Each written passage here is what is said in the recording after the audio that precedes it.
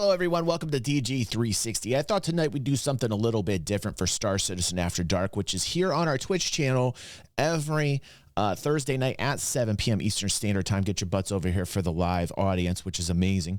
I did notice this land on my feed, and I was really curious what this is. I have not watched any of this. Star Citizen Live Special Edition, a more stable universe. Now, that is a word that I like to see the people at SIG put in their titles. Stability.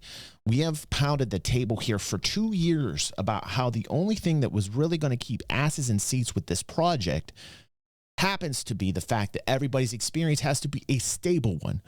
Now, I'm hoping to see Benoit, because I think the only way we can get there is by getting some element of stability with dynamic server meshing.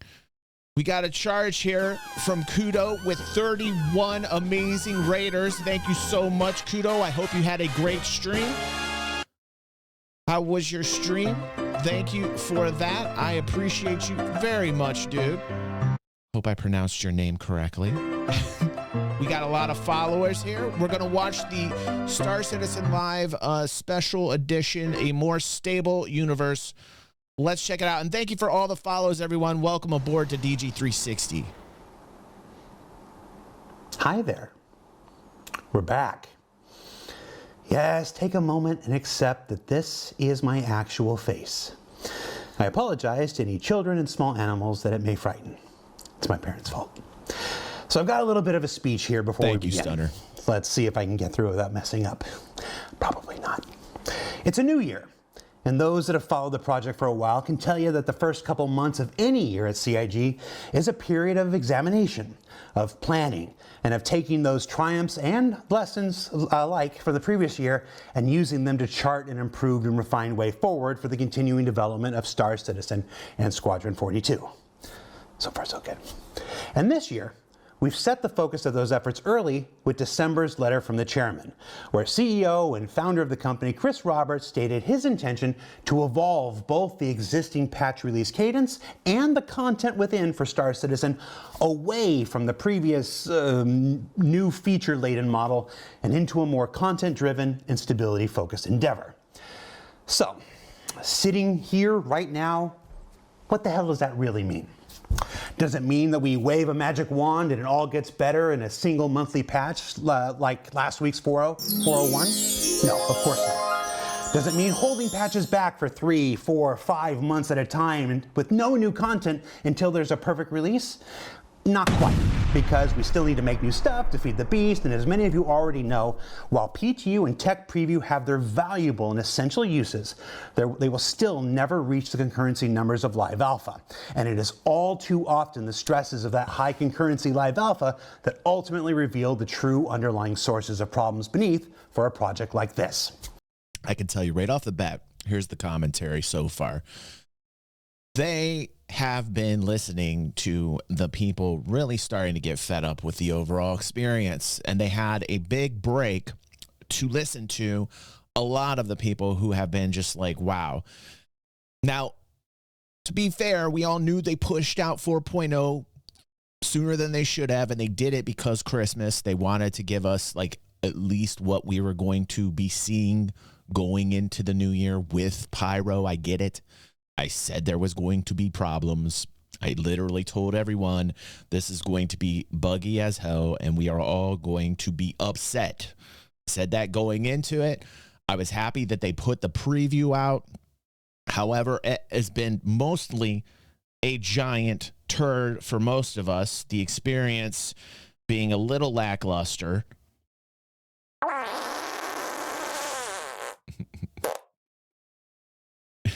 Just a little. And now I said, what did I say? I said, when they get back, they are going to focus on the experience. I said, when they get back into the office at the end of January, they're going to assess the situation and they're going to plot a new course. I literally said these words. I'm hoping to hear a plan that makes some type of sense. Let's keep listening. So, if patches are going to keep coming no matter what, then what's actually changing this year?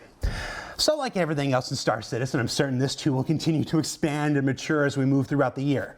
But in its simplest terms, what this means is pulling engineers and programmers off of a lot of the new fancy feature work they've always been on and putting them on less sexy but more quality of life driven efforts like rebuilding elevators and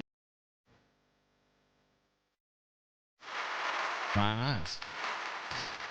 I can't believe what I'm seeing and listening to right now. This is everything I said needs to happen. We need to fix the things that have been broken for a very, very, very long time.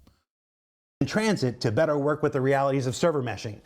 Fixing issues where your hangar eats your ship and your cargo disappears. Finally, introducing some version of unique item recovery as quickly and as efficiently as we can, and much, much more. It means a greater focus on refining the gameplay that's already there in the persistent universe, and less time spent on continuously introducing the instability of a multitude of brand new features every 3 months or so. It also means a new content and gameplay delivery schedule intricately tied to the introduction of new ongoing story narratives for the persistent universe that allow you as players to reshape the galaxy around you, beginning with 401, and the faction warfare that will change Pyro by the end of this year. So what? More focus on faction warfares, more focus on player versus player, more focus on lawless-based systems. They really want to push the boundaries of Pyro and see the integration between Stanton and Pyro. They're going to focus a lot on game mechanics that they really haven't been able to test because of Stanton. And hopefully the security gets better. Hopefully the overall security design evolves because of the focus on Pyro. Very interesting to see this. This is pretty big, by the way. This is pretty big. No more new features? No. It just means that we're going to continue to work on new gameplay like resource network, crafting, and base building in the background, and do it slower, more deliberately, and with more time to cook. It means these new features not coming out as quickly as originally planned, because the same super talented engineers and programmers that used to be working on those will now be focused on fixing what's essentially already there first. And when these new features are ready to do so, they'll go into expanded, dedicated tech preview testing instead of the PU to ensure their functionality and stability. Ultimately, this year is a recommitment to our desire to make Star Citizen a place where everyone can live out their sci-fi dreams, whether they're industrial, commercial, civil, impartial, or controversial, simply about traversal or other people's dispersal, but always universal and hopefully with little to no reversal. And to do so with an ambitious monthly patch cadence focused on content, not features, I'm sure that we hope brings with it new places to go, new things to do, and new fixes to the issues that have often hampered the experience in the past. I got cute there for a minute, so I'm just going to explain it again just to be clear. Monthly patches with little to no brand new features causing brand new instabilities, instead full of progressive bug fixes and refactors that will build over time, and with new story-driven content primarily utilizing game systems already in place that will continue developing this. Pepe, I'm asleep. I'm sleeping. I'm dreaming right now. Is that what you're telling me? This is not reality. I've slipped into a Marvel multiverse of some sorts.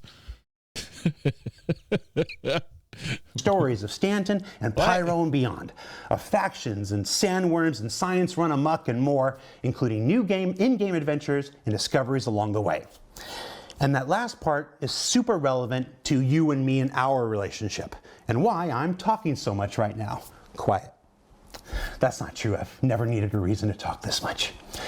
With this next evolution of Star Citizen's development, meaning a more content-driven, in-universe experience, and with big feature work taking a back seat to fixing what's already there and then moving into the public tech preview development environment once it's ready farther down the line, so too must our weekly video offerings change.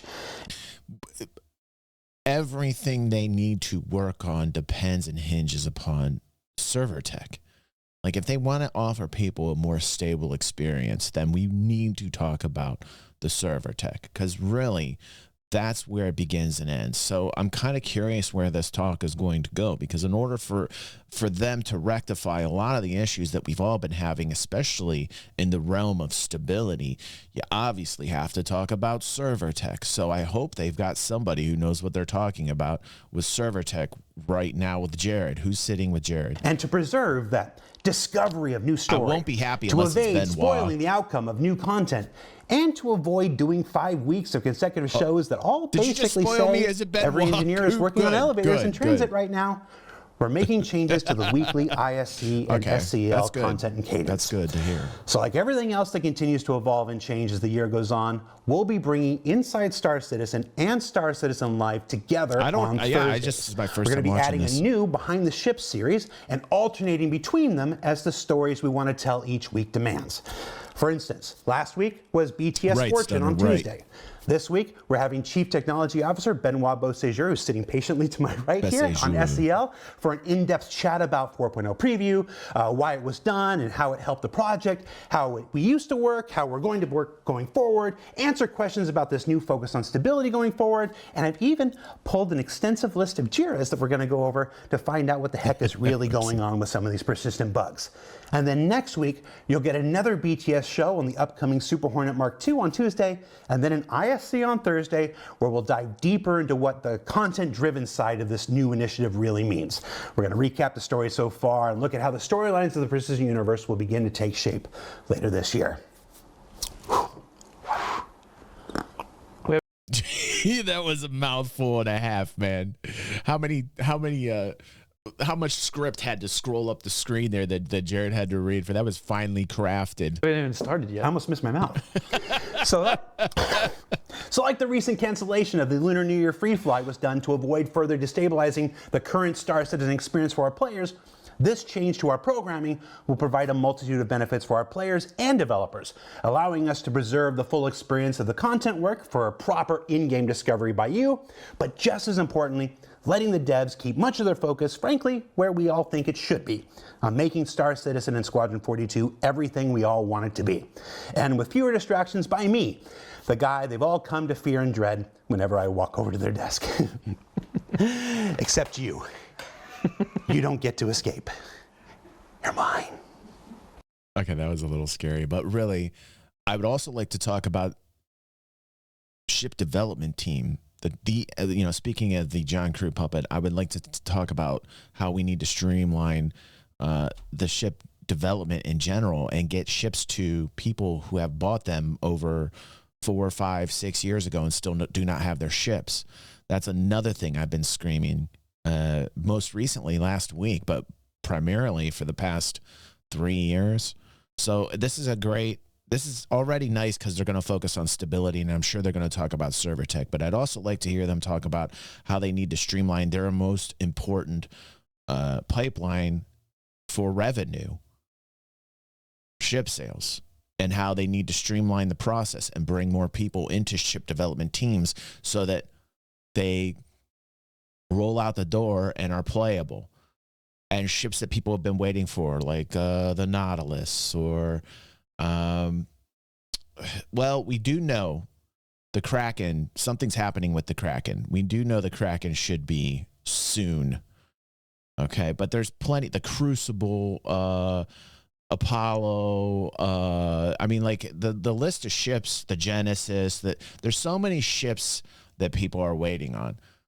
That should also be a focus. They need to focus on getting these ships out and playable to the player base.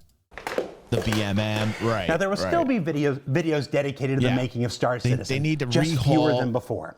There will still be new ships ship added process. to the verse. Most will just use existing gameplay systems to avoid creating instability wherever possible. I love the There will be Apollo. more Love the patches looks than of ever the before. Approximately once a month. We're currently counting about 10 over the course of the year.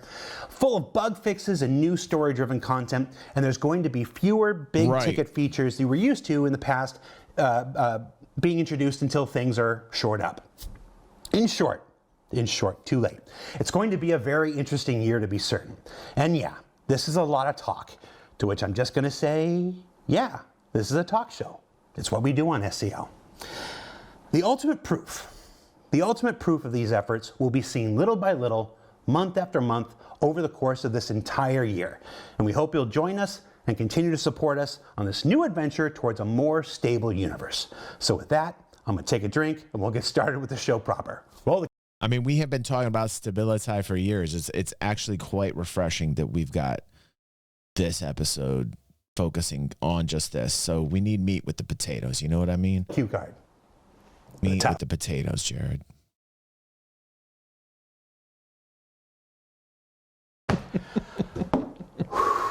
I thought about pre-recording it, but I didn't. We're doing it live. Oh, one take Huckabee. Hi, everybody. Welcome to Star Citizen Live. I'm your host, Jared Huckabee. And if you've never seen Star Citizen Live before, well, this is a really interesting one to start on. This is our special edition of More Stable Universe episode with me and Chief Technology Officer Benoit Beausejour. Benoit, I've been talking too much. Say something. Hi, everybody. How you doing, Benoit? I'm good. I'm good. So, for anyone who doesn't know you, let's start us off. Explain who you are and why you're the person that's here talking to us today on this show. So I'm the Chief Technology Officer, or as the acronym means, Chaos Team Organizer. And so my job is to now lead the engineers in their development efforts, but also in the development of the Star Engine and also both games, right? To make sure that engineers know what they have to do, that they have the tools to do it, and that they have the right priorities overall based on the two projects. So this show is going to go a bit longer than normal. We're going to break it into a couple different sections. We're going to talk about a few different aspects of development. And then for the latter half of the show, we are literally going to bring up Jira's on my screen, and we're going to talk to him about all the most pressing bugs. Well, not all of them, but many of the most pressing bugs, and find out what the heck's going on. But before we get to that, I want to talk about how we used to work, then talk about this big change that's going into effect this year, so on and so forth. So let's start with the old ways. Let's start back at the end of last year with 4.0 and the 4.0 preview. Over the last 2 months, we've seen a lot of opinions online about how that went and why we did things the way that we did. So you tell us, why did we choose, what did we learn from 4.0? 4.0 was in testing for 3 months before it went to preview, and then we left it on for another month and a half. How did First off, I would like to say before they get into this, they're talking about the history here. It was all of you that lit a fire under their butts. And really, there are no game developers out there that are this transparent, that listen to their gamer base. There are none. You can tell me there are. I won't believe you. I've never seen a company be this transparent and open with their fan base and actually listen to them. And we can see now that they obviously have heard that most of us are upset, and they are responding to us. So kudos for them for actually taking the time out to explain they understand that we need a much more stable experience, because a lot of companies would just tuck it under the rug and say everything's fine, right? They're addressing it. That's important. I want to see that from a company that is going to deliver an experience, the everything game that I want. This makes me feel more confident. Again, along the way where you have everybody screaming, oh, this is never going to happen, this is a pipe dream, blah, blah, blah, blah. These types of people really, I think, don't understand game dev, because if they did, they would realize this company is so open with their fan base and so transparent to a degree that I have not really seen in the decades of my gaming life. I really have never seen a company this open and willing to talk to fans and adapt towards their views and what they want to see from the game. It might be slow. Some people might not be happy about the direction they take on certain issues, but like for the most part, I really have never seen a company do this on this scale ever. So kudos to them for taking the time out to even explain to their fans the fact that they've been heard and what the history is and where they're going to move to.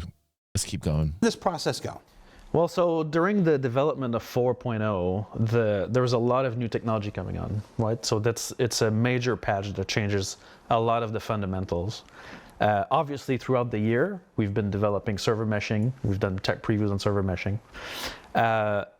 And so getting to the end of that process, basically exiting the tech preview streams, coming back with the 4.0 content, was a major endeavor to synchronize all that, make sure the new content that was produced fit with the technology or that it was working.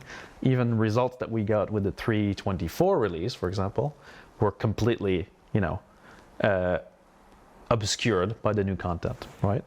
And so at the end of the year, we took a decision to split the two releases, right? So leave 3.24 up. Correct. Put 4.0 in a preview. Correct. Because as we were getting closer to the end of the year, right, and time's running out, what we knew from the integrations is that the patch was not quite ready because we needed more concurrency on it to discover more issues. And we were kind of at the maximum of what our PTU concurrency could actually deliver. And so, but we knew it wasn't ready for a live release because we want to be fair with our assessment of where the patch was at. We knew there was some egregious issues that we have yet to discover. I'll talk a bit later about the fog of war of crashes. And so we decided to go with the lesser of known of the two problems, which was leave 3.24 live for players to enjoy in a stable release, right? But at the same time, give them access to a 4.0 preview.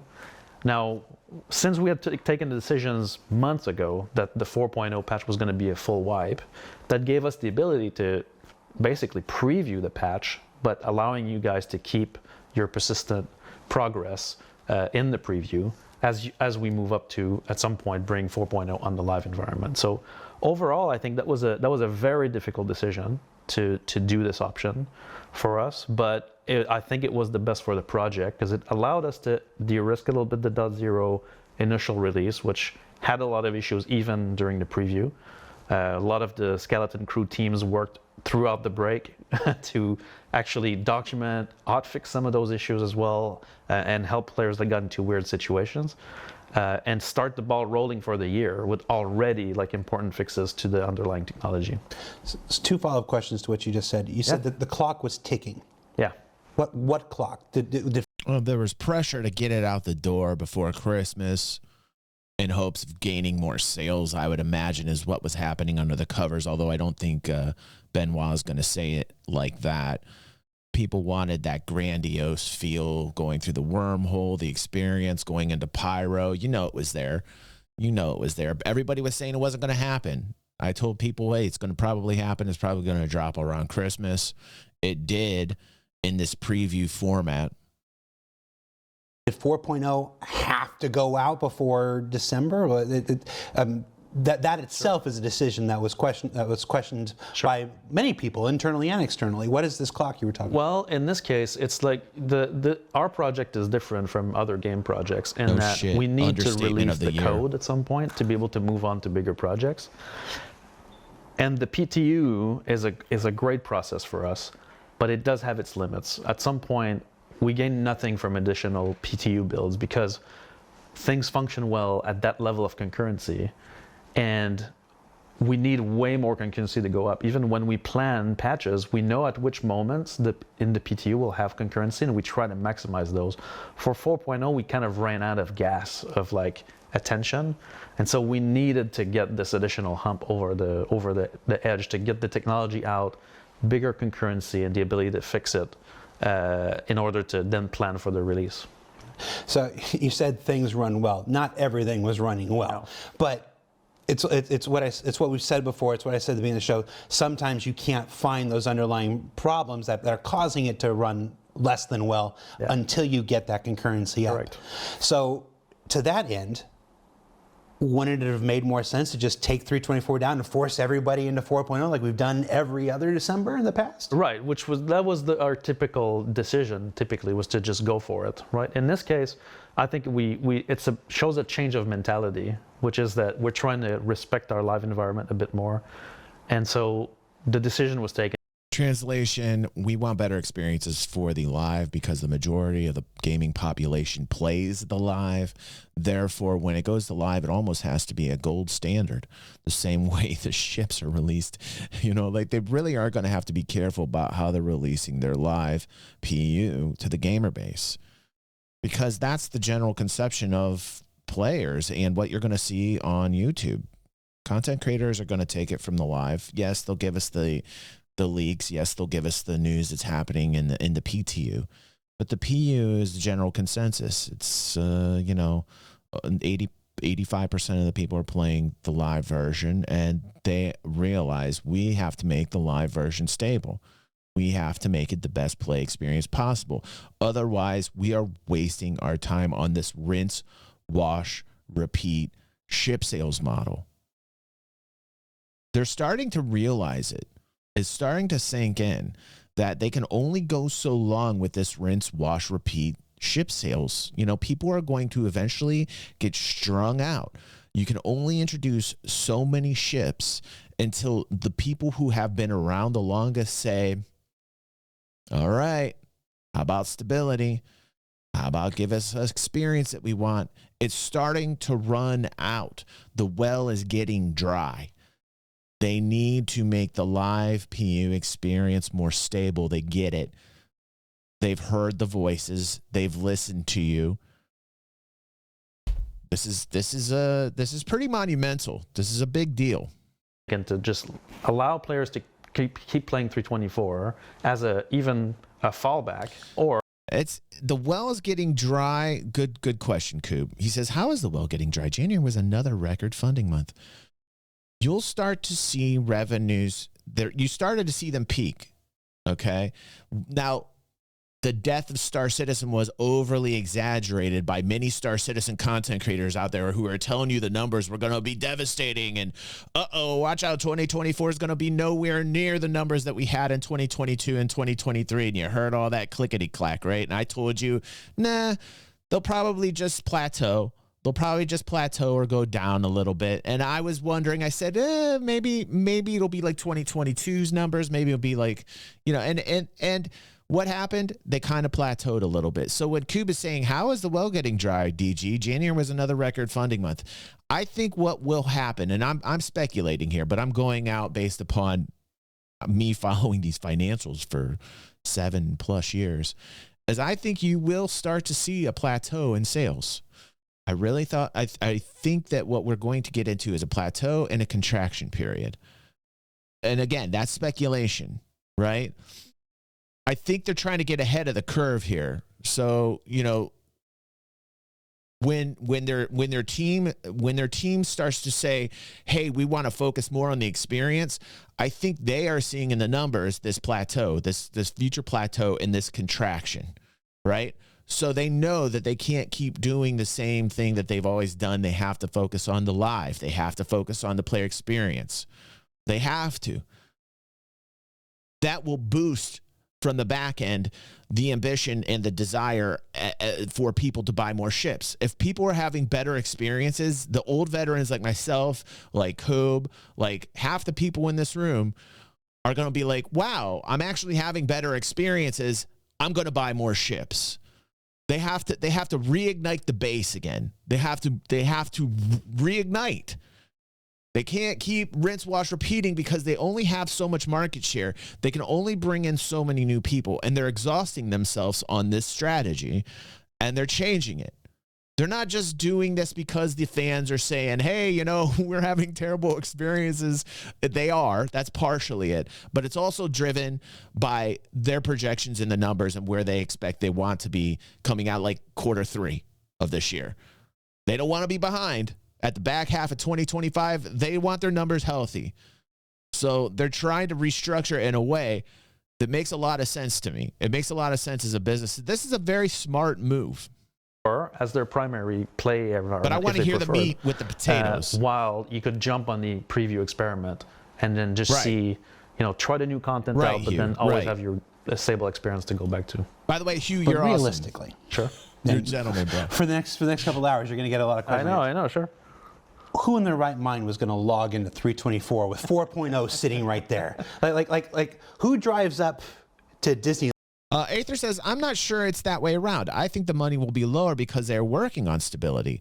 No new features, less exciting patch drop as 4.0 is the beta cycle. It's clear this is the intention without saying it. I will agree to disagree with you on that, Aether. I think if they actually improve their product, that will actually increase sales. Like, when's the last time a tech company has improved their product and sales has gone down, right? Just because they don't have like more gadgets doesn't mean that they won't make more sales. If they improve their product, I think that'll actually boost the sales. That's just my opinion, but that's okay, Aether. I love having you here because we tend to agree to disagree a lot. And you bring up great points of conversation. Disneyland, sure. And look, with Disneyland right there goes to California Adventure instead. Like, did we actually, was anything gained by doing this really? Yeah, like overall, like throughout the break, right, during the 4.0 preview, there was actually a fairly large contingent of players still playing 324. Now, it might have been because of some of the issues at launch, right? So they fall back on the 324 batch, right? Which was a bit the kind of the safety net that we wanted to provide. But you're right, like of course, like we were banking on the fact that people would go on the 4.0 preview to give us that concurrency, but at the same time, we wanted to give them an escape hatch. Sounds a little bit like we were trying to have our cake and eat it too. A little bit, but I think it's a like previously Possibly, we would have Aether, just possibly. gone with the 4.0 live at the end of December. I think the numbers in the first half of 2025 might show a reflection of what you're saying, Aether. So, Aether says, so you think if stability dramatically improves by, say, June, that this will boost sales and stuff. Interesting. I can see that, Deej.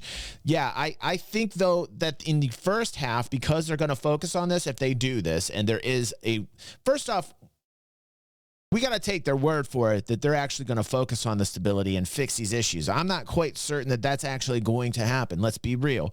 Just because they're saying it doesn't mean we're going to get a stable experience, right? Let's say that they do. Let's say that Benoit and his team actually focus on the stability and they're able to cure a lot of the ails with the server tech and that we actually see improved stability. Let's say we start seeing it, but it takes some time. I think Aether's thesis of, because the focus is on this, the numbers will contract or go down possibly the first half of 2025. But by the time people are starting to play and they're having more stable experiences, if they can do what Benoit is saying that they can do, then numbers should increase and you should see an overall increase in ship sales, mostly playable, but you will get concept sales ships like you always have in the back half of 25. Again, speculation, but we shall see. I still think for the majority of 2025, I still think that we're going to have either a plateau or a contraction in sales. For the whole year of 2025, I'm expecting a plateau or a contraction. I said it in 2023. I said going into 2024, I see a plateau or a contraction. We did have that. Usually you get like a 2 to 3 year phase in a game dev cycle where you get revenues that plateau and then contract. Usually it's about 2 to 3 years, and then going into the fourth, it usually comes out. It's weird. It's like a 4-year cycle, and then you'll start to see it ramp up again if in fact they're doing good for the community and good for the game. That's usually how the game dev revenue cycles work. Which would have been a major issue, and a lot of players wouldn't have been able to play during the break. Okay. So we made this decision. What did we gain from it? Over the holidays, over the second half of December and all through January until 401, what did we gain from running these two separate environments? Well, we've been able to actually do a lot of live comparisons of the two workloads, which was very interesting. In fact, obviously the 4.0 preview workload was bigger than the 324 one, but we were kind of able to compare both. We did gain the ability to fix early some of the most egregious issues that would have been a real complete disaster otherwise, right? That showed up with the concurrency. Thank you for that tip. Let's go. I'll talk a bit more about those. Actually, we're going to dive into that quite a bit. And so what we've gained is the ability to provide a test environment that was bigger while allowing players to keep an escape hatch and then compare both builds. So that's the preview versus 324. And I wanted to get that out of the way. But let's go back to just 4.0 itself. Yeah. 4.0 started testing, I think it was in Evocati in October, went to Wave 1 in November. We left it in tech preview over December and in January. That's about 4 months. Yeah. That's about 4 months of testing. Did we fix anything? Oh yeah. Because We fixed a lot of things. here's the thing. I know what the answer is. I'm being a little cheeky with you and everything. But it's hard not to look at the community and look at the sentiment, look at YouTube and Twitch and Spectrum. And I get a little too worried about Jared and the dev team getting too lost in the weeds with YouTube content creators. 90% of them don't even fucking know what they're talking about. 90% of them are in it for the money game. 90% are in for the clickety clack. They want the sky's falling, the drama, everything sucks, blah blah blah blah blah blah blah blah blah. I really don't want them getting involved with most of these content creators, because really, holy shit. It's most of them are self-serving, and all they're trying to do is make a buck for themselves by giving you some crazy fucking clickety clack, right? So I don't know. I don't want them taking content creators seriously. Some of them, Reddit and everyone else. And if you took a real cursory first glance, it looked like, what the f were we doing for 4 months? Sure. What the f were we doing for 4 months, Benoit? All right. Well, so September, October, November, December, right? So this so reminds me of the "there's no progress" morph video. Like, you know, this is a great analogy on like how you're saying there is no progress being done, and look at all the progress that's been done, right? And I'm not picking on morph. I'm not trying to pick on morph, but like this is that example I'm giving you, is, you know, where morph was telling you nothing was happening, and then boom, we get pyro and the wormhole and the, you know, that obviously there's been a progression. Obviously we've seen it. You'd have to be dumb and blind not to know that there's actually been progression in Star Citizen since that video, right? Since September, we started the real Evocati in October, correct? Mm-hmm. And so for these 4 months, the majority of the development was aimed at finishing the features to make sure that they were server meshing compatible. So we still had a server meshing playtest at the beginning of October, right? That was the final one before we actually reintegrated the streams. And so then came some realizations. We were very happy with some of the tests that we've done. We've identified all the issues with our server meshing tests. We knew what we had to do. And then we came back to the main line from the 324 content, and we started running server meshing in Pyro. And major issues started to show up. When we started the PTU, that's to be expected. In the beginning of October, the first PTU was an absolute disaster. Yes. All of the metrics that we had captured in 324, and we were like, yeah, these look good, were completely off the charts with the 4.0 content. Right. Same technology, same code base, but completely new content. And so we realized that the size of the levels were different. The way the content was created was a bit different, and that had major implications on the streaming and replication systems. Cool. And so if some of you guys were part of the first couple of Evocati builds or large PTUs in October, the network performance was absolutely horrendous. Yeah, it was. Most of the Evocati members told me that frame rates were, it was like they were looking at an MS-DOS, MS Paint picture. And I can jump into an anecdote. I do have my notes because we've got a long show to go through, so I'm going to be referring to some of those. But basically, there was a new change in the engine where we tried to optimize some of the way we deal with streaming radius. And streaming radius is a bit of a problem in every game, right? Or it's basically the radius of objects, and you decide what you're going to load based on your viewpoint, which is a typical issue in games, right? For performance reasons. In Star Citizen, it is a much bigger impact, because the streaming radius actually affect what your client is going to load in, what the hybrid, which is the replication server in the middle, needs to replicate, and what the game server is going to also have to provide, right, and simulate. And so there was an issue resulting from one of the engine optimizations where now I'm going to say the final solution, not the how we got there. We had to investigate this for several days to find it. But basically, the way we compound and aggregate objects would actually inflate the bounds of things, and so the new locations in Pyro would actually have a radius of several 100,000 kilometers.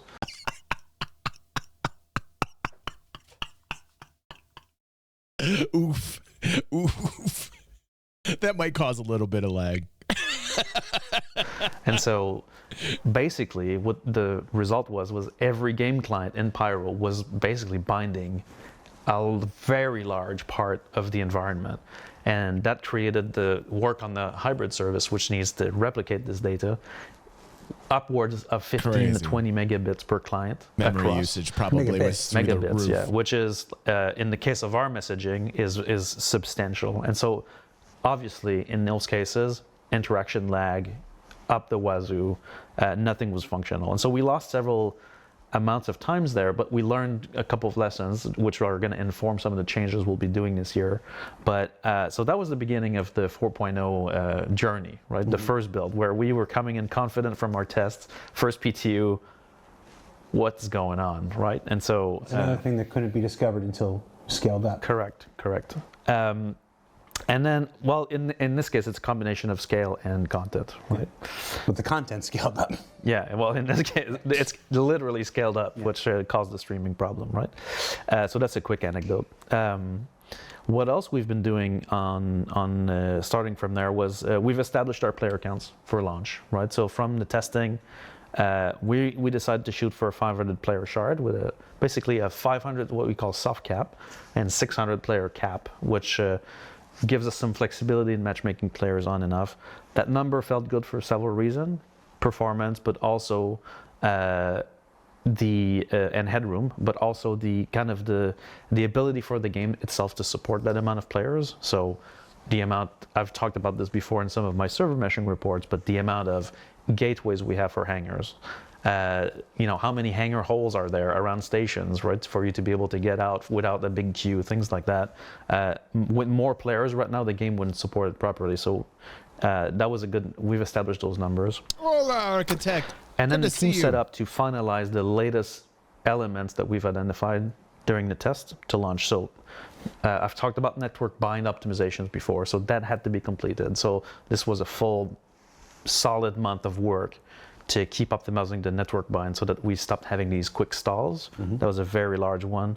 Yeah. Another piece of this was the teleport API. Now, I know that sounds, what is this magic, right? In a normal game server, teleporting objects is very simple because the server has all the entities in memory and you're like, just move there. Our teleport API needs to support cross-server teleportation of an object, right? So an object that's in Stanton technically can be teleported through the APIs on another another server in the shard. And so the teleport API had to be kind of finished. There are several systems that use this. For example, common example is if you die and we need to respawn your character, we need to move your player from where he died to where he needs to respawn. And that can be completely anywhere, right? So we don't know what game server will have it. And so in this case, the teleport API had to be kind of finished. So that's part of the work that was done in those 4 months for launch. The other one was the territory configuration. Yes, backspace. If you followed the development during the last couple months, we went at some point from the typical small shard of like 2 servers and 400 players, and at some point we exploded the size of the shards. That's because our new territory configuration came into play, and that's how we were able to experiment and come to the final level of the shards that we have now, which is basically we have 5 servers on each side of the star system. So each star system has its own space server. We call it a space server for now. It's just a cool name because they treat the open space and the jump gates. But then after that, every major planet has its own game server that's dedicated to its zone. And so that really that also will increase as player cap goes up. You're probably going to see at least, I would say, in a more finished state, probably around 3 to 5 servers per planet. So I would imagine as things become more stable and more people say, hey, come play this game, and more people have great experiences and eventually player caps will start to increase if they can do this. If Benoit and his team can actually give us a stable experience, you'll start to see like more servers being put to use. So if they can do this, I would imagine it would almost be like you could stack these infinitely, although we're nowhere near that point. So let's not daydream. Really open the shards up. I have that talk. We were truly now in full server meshing mode. Obviously, a lot of issues came from that, not from the configuration, but from having more servers would have ripple effects on how the entity and the game would actually behave. So we had to touch that. Interesting. We also identified something that we were not able to finish for 4.0, which was the culling of instance interiors. So, and I'll talk a lot more about hangars later, but basically, when you hear someone in another hangar, that's network instance culling, right? So we'll talk about that in a bit. Now, one of the big fears that we had for 4.0 was that, of course, it's the debut of server meshing. It's a brand new, deployment for the game. It's a lot of technology change, but there's always a subtext that performance is going to get better if we go server meshing, right? And the reality is the initial test showed that it did not. Now, not because of our assumptions were incorrect, but because, as always, when you don't completely drive on the performance, it tends to get worse. And so we mobilized everybody, like the entire company, basically, all the engineers, right? Where we started a series of, I called them Joker card initiatives, right? So several teams during the last push received the Joker card. And what that allows them to do is to cut the red tape. So, for example, the network team had the Joker card. They could request anything from any team and get priority. And that allowed them to really move forward on their changes and their fixes. And so we started a bunch of those Joker card initiatives on performance specifically. And so every single day we would take captures. We would review hundreds and hundreds of captures, identify code parts that needed fixing, and then literally without a big process, right? So we've cut the process down. You talked about JIRAs earlier, right? This part of the process, no JIRA, right? And we just called out, here's a performance hotspot. And then directors from the company, our amazing tech teams and our engineers just jump on those things and go. Good. In my mind, if this is how they want to get to making more stable experience, they need to give the engineers carte blanche. They absolutely have to be the number one most important team. There is no second. They literally, if they want a more stable experience, it's the engineers that should be king of the hill, period. I know what to do, optimize, next batch, right? And we kept grinding like this to really make sure that we could deliver above 15 to 20 FPS per server, at least, right? Which is pathetic. I mean, that just to get to that shows you the trouble that they're in. They need to fucking get the afterburner going. To get started, and we want to go even further, but that was kind of our target, was to deliver something where we're no longer dipping under 10 at all, ever, right? And I mean, like, let's be very real here. They should not dip under 20. So, for example, the AI team discovered through this process that there was a very large navigation mesh generation that was directly on the main thread that cost us 15 to 20, sometimes milliseconds, which is the frame. That's nice. Nice catch. Give that man a raise. That's the type of, that's what I'm talking about. The people that are catching these things and finding these things need to be elevated in the team, period. Frame budget's 33, right? And so, but the response from the teams were amazing. Absolutely. Yeah, absolutely. I'm saying they at least need to make a baseline of 20. You know what I'm saying? Like, and that's still pathetic. You hear what I'm saying, Hugh? Rapidly refactored and optimized really key pieces of code to shave on these things. That made a very big difference. Out of these Joker card initiatives, I'm going to jump into the important ones. Physics is a very big issue for us. Oh my God, I've been talking about the physics grid, how upset. You guys know this. Every time we watch my friend Wooksie's channel on Clip of the Day there, he does the editing there. That's the number one thing I talk about. Physics grid. Holy God. I literally have a conniption every single time physics is brought up. Everybody here knows that. That is my number one enemy. Our servers, I've said that before. Not because our physics code is terrible. In fact, it's great. It's the tech. It's the server tech in conjunction with the physics. Right. We demand a lot from it. We started to look into, well, what's going on here? Why is it costing us so much? And so we really profiled on that side quite a bit together. Oh my God, thank you. Why is it taking this long? That would be my question. Why is it taking this long to get this to this conclusion? I'm glad we're here, okay? I am very glad we're here and we're looking at these things. Now we need to see results. I want to hear if any results are found here. As a team. So one of the things to remember here is that our bugs persist, right? If I forget, they persist. Bugs persist. And so, but what I mean by that in this case is, if I spawn an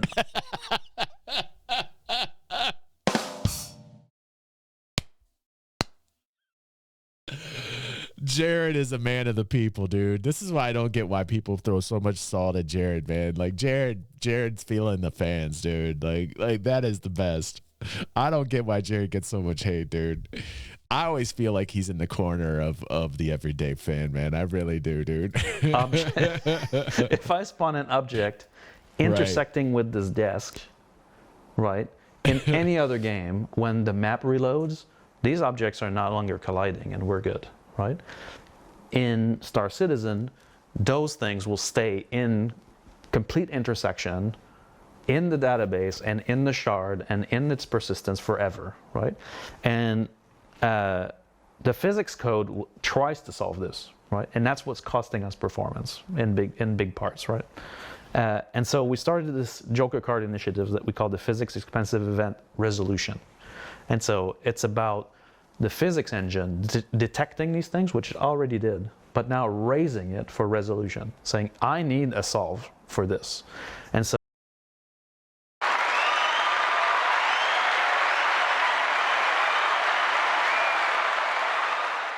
Oh my God, if they write that to code, those issues will go straight to the surface. Now, how they decide on how fixing it is going to happen. So a ship that intersects with a wall or that spawn in a wall, a weapon that falls through the floor and that's stuck in there, right? Debris has been a big one, right? And so we needed a way to solve this. So what the physics expensive event system does is it raises an event for the game, and the game now receives these objects and it says, debris and player ships. Yes, sir! Well, You're not gonna hit me! Yes! And then it makes an educated decision. Yes. Can we integrate some type of AI to help out with the decision-making process here too? Is that something possibly we can look into, Benoit? This is really fucking amazing. I am happy that they've actually come up with some type of plan. It's a lot. It uses a lot of resources. Persistence is one of the reasons why a big chunk of resources get taken up for this game. Big. I'm going to do something with the debris. I'll either delete it, stow it, transform it, move it, right? Retro. And so as we start doing this, how's my internet son doing? Good to see you, Retro. All of these intersections across the shard and basically giving us back this performance step by step. And so one of the very large things that was very egregious in this was actually a bug on the ships where on explosion, some of the components of the ship could stay static in the world throughout the explosion. Says I am not debris. Behind the scenes when the ship explodes, we do a whole bunch of things. We replace some meshes with damaged meshes. You had to get sick like me, huh, some Retro? of the elements are physically deformed and move. And we create debris. We literally spawn debris. Now, if those components stay static and we spawn debris, we're creating intersections, debris straight intersection into these components. And so that was a very big part of the problem. We fixed that bug, but we also added a system to basically raise the issues with the debris so that they could be cleaned up automatically. Another one was the AA turrets. So, yes, as you guys play, you destroy these AA turrets at the key locations, right? And there was a problem with the setup of these AA turrets that when they died, in the same way as a ship when it dies and the components detach, right? The AA turret had an issue in its setup where it would go like this. Yep. But overlapping each other. Yep. Basically, every time someone killed an AA turret, we added to the server load forever. Yep. Yep. And so obviously now that's being evicted completely from the system. Yes, sir. You're not gonna hit me. Yes. See, this is what people didn't realize about persistence when persistence was put in, is that persistence is causing a lot of these issues because of the resources that it's taken up. So if they can actually, I can't believe it's taken them this long to get to things like this. This is like no-brainer stuff that should have really been worked on a long time ago. So I can't imagine it's a manpower issue. They got a lot of people there. I don't know how many people are in Benoit's team, but I think this is where the focus needs to be put. So this is great. We're getting examples of problems. We're getting examples of solutions. This is the show that I have been waiting for 2 years. That's not true. They've done other things like this before, but to this degree, this is what I have been waiting for a very long time. Very long time. Somebody in chat is like, you can destroy the turrets? Sometimes. So yeah, they might destroy you first, but Yeah. I want to jump a little ahead here. Just I don't want to get too far in the weeds. Obviously, all this stuff is super important. Absolutely, Orson. I've seen some numbers floating around in some various chats about how many bugs, how many fixes were actually resolved over the course of those 4 months. I asked you to look into the numbers. What were the actual numbers? So for 4.0, between 3.24.3 and 4.01, the team have fixed 2,900 bugs in total, but that's over 3,300 tasks. So a bug can require a couple of tasks to fix. So in general, that's the number of fixes overall. I'm going to ask a very candid question because 2,900 bugs is a very impressive number. But. Did we fix the right ones? Did you fix the right ones? It's obviously those ones were all. Many of those obviously are important. We have a tremendous coterie of directors, a lot of studios around the world who are prioritizing these things, and I'm sure they get us, a couple frames here, or they solve an issue that's going to affect those 10 people over there, and stuff like this, but. There are many of our long-term bugs, the things that have just been an albatross around our neck for elevators a long time. And the second half of this program, we're going to get into those one by one. So I don't want. So without going into each one of those, because we're going to do that in a few minutes here. Why these 2,900 other bugs and not just 2 or 3 of the ones that would change the lives of hundreds of people, thousands of people? Well, so. I don't do prioritization, but what I can tell you is that most of those issues are filed, they're called out, and they're raised up, but the complexity of some of them require a specific handling. So, if I've read some stuff over the break where we've hotfixed certain issues, like there was if I remember, a certain exploit. That came out for some duping and some people thought it was a beneficial change, even though it was a bug, and we fixed it. And people are like, well, why did you fix it when you could fix something else, right? It's all about capacity to fix. So do we have the right person available for this problem? Some problems require the experts. Our manpower is extremely specialized, and for some of the older systems, it's even worse. And some of the older coded game mechanics, some of them don't work at SIG anymore. So that's something I think about as well. It's like, some of the older game mechanics were coded by people that don't work at Cloud Imperium any longer. So, you know, this gets rough, man. When you have mechanics that were, you know, in the origins of this game, and now things are being held up. It calls into question, like,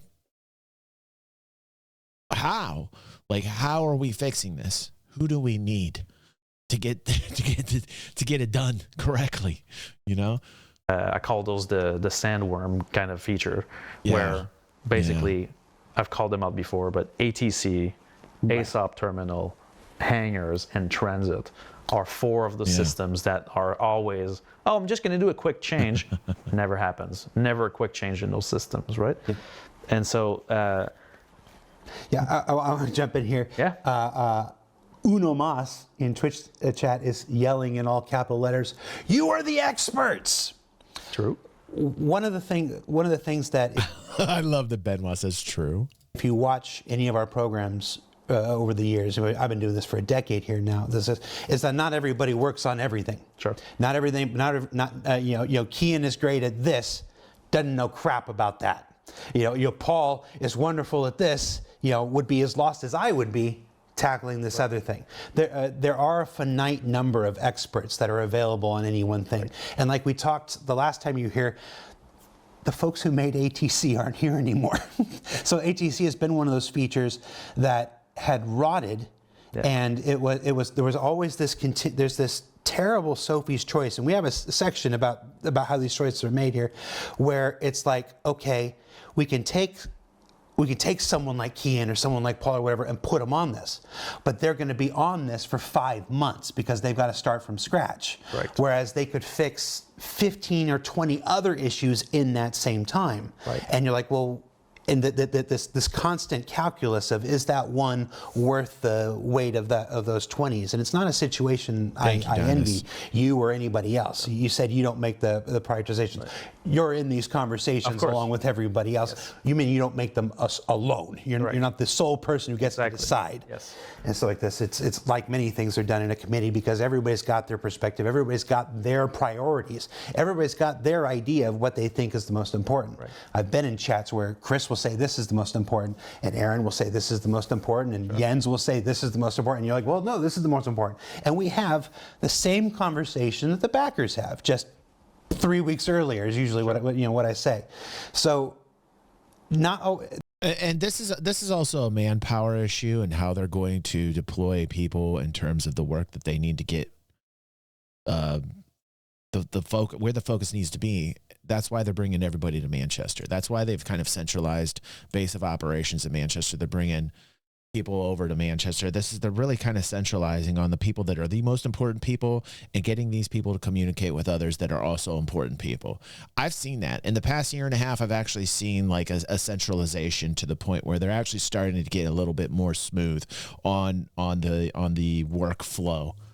So that is something that has been happening over the past year. They still need to work on this, but it's getting better. It's getting better than it was. Prioritization and also having the right resources and having that right resource available, because sometimes the right person for that is also the right person for this, and they've been in this for 3 months. Right. And to pull them off of this right now would be devastating to that, because then you get tech debt and that begins to rot. And it's like we sit there. ATC is air traffic control. You know, when you're for takeoff and landings, and most times when you're trying to dock or get to a hangar, you got to do it twice. You got to push F11 and you got to continually request until it actually hears what the fuck you're doing. Also, there's a lot of lag involved there. It's also server tech issues as well. The ATC is not functioning the way that we want it to. Also, we want to see like some cool dude pop up in your window and be like, hello. Well, hello, citizen DG. You know, like I want like a personalized experience with ATC. You know, there are so many times where I've been DCS, in meetings or Microsoft sit in Flight chats Sim and do that so much better than most games. Because we all know what needs to happen. We all know that thing needs stuff, but there isn't the resource at the moment to go and do it, and that's as frustrating for us as it is for the players. Probably more so for the players, if I'm being completely honest. But no, but you're right. It's It's all about having the right people for the right issues. At the right time. And in the historically, you know, if we're being frank, we've been focusing more on the features. You've been focusing more on the new stuff. Correct. And I think that, you know, what Chris outlined in his letter for the chairman is really the direction we want to go, which is to bring back those experts into helping us fix the things that affect the players. Translation, we need to subcontract them because they no longer work for us and we need their help. Because they initially coded it and they're gone. Just like I was talking about 10, 12 minutes ago. You know? This is the real problem. A lot of these really old game mechanic back from the origins that we used to play are from people that do not work at COD Imperium any longer. They could just do that, right, Coop? They could just scrap that. They could just scrap it and rewrite it, but you have to wonder why they don't. You would think that if they could do it, Coop, that they would have done it already, right? It's kind of weird that it exists in this limbo state. Wouldn't you say, Coop? Like, what is the reason this is still around if they could just scrap it and rewrite it, right? Coop. I love Coop. I love Coop. There's day in and day out. So let's start talking about the letter for the chairman now. Sure.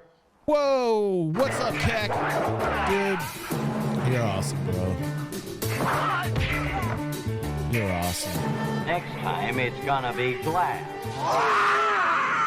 Keck, you are freaking amazing. Look at Keck go, man. I love this when I'm watching. I get to see like the monthly top gifters. I do this all the time when I'm streaming. I check what people are doing. This is awesome. Like, we got a whole new month of February starting out, and Stunner and Keck and Dynas are up at the top, man. Keck, thank you, dude. You've supported the show so much, bro. Appreciate you, man.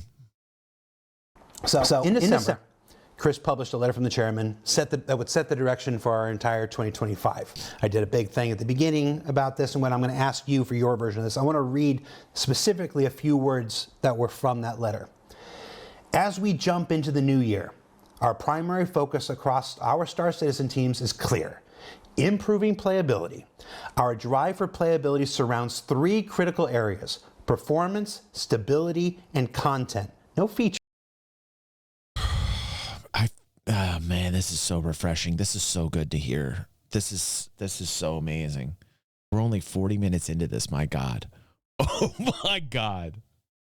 In there.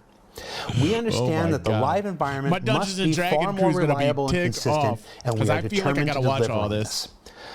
The sentiment many of you have shared, and one we wholeheartedly agree with, is that if the current game, as it stands today... Hold on. I got to rewind here because I'm talking over important parts here. But yeah, I feel like we're going to watch the whole thing. And I have to say, I have a Dungeons & Dragons stream I start in about an hour, and there's no way in hell I think we're going to get to that in time. So if you see some Dungeons & Dragons streamers coming in, just, you know... sing them some love songs and tell them they're going to have to wait just a little bit. Just because I don't know how I'm not going to watch this whole thing. Critical areas: performance, stability, they're going to be very mad at me. No features in there. We understand that the live environment must be far more reliable. I'm talking over Jared again, but yeah, with Maddie and Nikki are going to be so very upset with me, fingers. Three critical areas. Here, let's get back to this. Oh shit! Thank you, Stunner.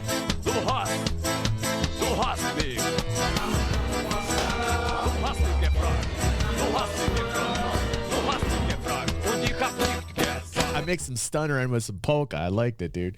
Thank you, Stunner. By the way, Stunner is so awesome. This month, we are giving this away. 295 Star Citizen Red Festival Industrial Ship Package giveaway, MISC Fortune plus Prospector with LTI and custom paints. If you want to get involved in that, all you have to do is go over to our giveaway links there, become a member, and you're entered in all of our giveaways. You can ask everybody here that's live right now. We give away thousands of dollars every single year. Thanks to our awesome patrons like Stunner and St. Eric and St. Grizz. Last year, we gave away nearly $10,000. You know, like, this is a pretty awesome community that you've stepped into here. If you're new, follow us on Twitch. Join our Discord, please. Become part of our Discord. And there, I'm done shilling. Let's get back to the show and let's see what Jared's talking about here. Jump into the new year. Our primary focus across our Star Citizen teams is clear: improving playability. Our drive for playability surrounds three critical areas: performance, stability, and content. No features in there. It's gone. We understand that the live environment must be far more reliable and consistent, and we are determined to deliver on this. All right. The sentiment many of you have shared, and one we wholeheartedly agree with, is that if the current game, as it stands today, ran smoothly with fewer obstacles and bugs, it would provide an unparalleled experience. Over the years, we've experimented with different approaches to improve quality of life and tackling tech debt. However, the ongoing challenge has been balancing these efforts alongside the introduction of new features and technology. So, in testing new features within the same pipeline as content, it's led to a bunch of intended ripple effects, creating instability, hindering performance, and impacting overall gameplay. In some cases, new features that are not fully mature have delayed the release of content or caused blockers that impact our progress. This has prompted us to reevaluate our approach to feature and content rollout, focusing on steps that we can take to bring the game to a better state while maintaining steady delivery. And that's the end. That's the last I'll read from this stuff. So Sure. I just got done at the top of the show explaining what that means in my words. Right. I want to hear what that means in your words. It means a lot of work and a lot of focus by the engineering team. It means the engineering team has to get fucking busy. And, you know, Benoit's like, I'm ready for a race. And everybody in his team, they're also like, I'm ready for a race, because this is where the rubber meets the road and shit gets really serious. Because if it doesn't, and they don't start showing any type of progress, if they don't show any improvement in stability in 2025, oh, you think it can get bad on YouTube? You think it can get bad with all the clickety-clack SC content creators? They're gonna double down. So this is where the rubber meets the road, and the engineering team and Benoit, they really have to produce serious, concrete results. This is crazy. This is a big deal. This is a big deal. This is a mission statement. They are getting very serious and saying that they're going to make a more stable Star Citizen. That's huge. You would have to think, to back up these statements, that a lot of the tech that they're working on, they're seeing positive results. Otherwise, this would be like shooting yourself in the face and saying everything's fine. I can't imagine a company of this size would do something to themselves like that unless they were fairly confident that they could deliver. Are you guys feeling me on that? What are we actually doing to put those words into effect this year? What are we actually changing? Stage one is we're committing more resources to fixing issues that affect the live environment, but also that are reported by players. Okay. And so in a typical setup, we have to take those resources from features, right? So that means that normally if we're on 50 different features, all these engineers are working on new content to build new components or new features, new UIs for these new gameplay elements. And this can go on for a while because there's prototyping, there's iteration, there's merging, QA, and this can take a while to bring it in. And as Chris is pointing out, it creates ripple effects. And so we have to slow down on the features to get those resources to Absolutely. jump into what I call these Katamari issues. Like, we're going to look at a couple later, but issues that require, oh, I need a physics expert. Oh, I need an audio expert. Oh. This is great, because between the lines, how I'm reading this is that there was a talk that was had here with Chris about we got to stop all these dynamic events that keep piling up, that keep putting workloads onto our people that are unnecessary, when we have to focus on the fixes. This is exactly what I was talking about last week. Last Star Citizen After Dark, I was literally telling people they have, like, Aether and I had a really big discussion about PvE and dynamic PvE events, right? I don't know if they're gonna halt those. I don't think that they are, but I think that's an area that needs to be looked at, because that adds a large load, sorry, to the teams. This seems like a call out by Benoit to Chris about, hey, let's simmer down the flash and the new, so that our guys can actually work on the things that are most important for the game and the progress and the stability. That's kind of what it feels like to me that's happening. That's not really, that feels like that's under the covers. Oh, I need a graphics expert. Oh, I need a gameplay expert. I need a guy who wrote this system, and I need a guy who wrote this system. An issue that just keeps growing until it's solved. In order to do that, we need to give a Joker card to those issues. And so that's what we're going to do this year, is to slow down on features. We still need to build features, but we're going to pick the ones we can do while still investing in correcting the problems that we know have been in the game either forever or that are newly and very active. And even if they're super complicated to solve and require a refactor, right? So we'll talk about refactors, I'm sure, in the next list. But that also means, what I put in my notes, because we kind of prepared a list so that I can just organize my thoughts. But increasing bug fixing quotas for teams. So in general, teams have not necessarily a quota to fit, but they have an allotted time for bug fixing. We're going to try to jump that by a lot so that we can actually jump on more bug fixes that matter. Yes. That's the thing that's key, right? Even though we fixed 3,000 issues, there are maybe 15 or 20 or 30 issues that are really affecting players day in and day out, that are bugs or defects that must be resolved. And so we've put that in. Yes, sir. You're not gonna hate me. Yes. That's great. We need more people looking at the actual problems. Boy.